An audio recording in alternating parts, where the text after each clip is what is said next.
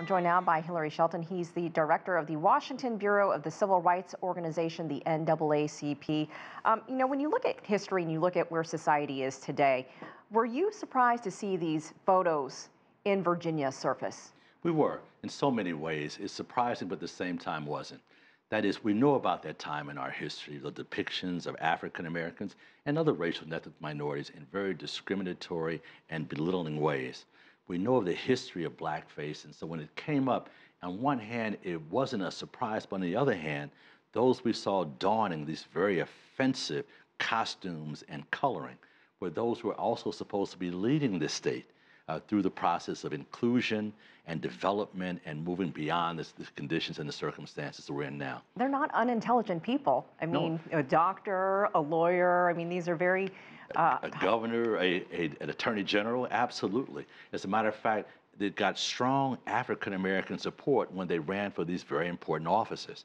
But no one knew about this part of things. We're talking about a governor, in this case, of the Commonwealth of Virginia, that was 25 years old at the time he dawned. At one point, he was not clear whether he was the one in blackface, which of course is quite offensive, or the one in the Klan garb.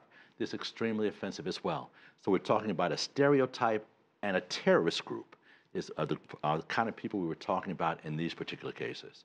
It's never a good idea, and our correspondent said in his piece that it appears to be obvious, but explain for people, what do they need to know? If they don't have the information or the background, what do they need to know? And explain the pain behind those images. Oh, very good. As we're talking about blackface itself, we're talking about an era in which, number one, African Americans were not allowed to participate or get jobs at all in this industry, in the industry of television and film at the time that these things were being done. Secondly, they're a stereotype. They're not even based on a real understanding of a particular race and cultural group.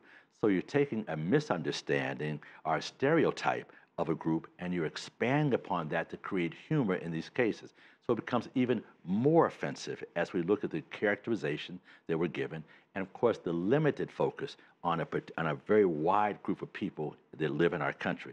So in other words, what we're saying is we're narrowed in on a group of people and saying this is how they all are.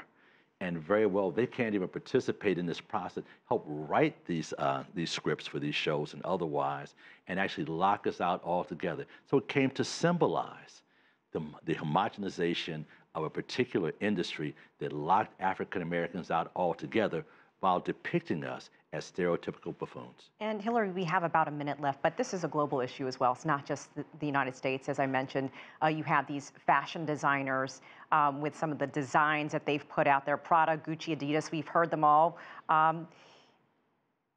In other parts of the world, why is there not the same level of awareness? And what would you want people outside of the United States to know? Well, I'd say two things. The lack of awareness is because of the lack of portraying African Americans as full human beings with a three-dimension. Living in the United States, how we've moved, our history, and an understanding of just who we are as a group of people. That means that if people are outside looking in at the U.S., what they're seeing is those images as portrayed in our mass media, again, in various stereotypical form. So as they're looking at African Americans, they're seeing a filter that shows us, again, in that one-dimensional, discriminatory stereotype that's part of those features. Now, what people need to know and understand is very well what the background and foundation is of people to understand them fully.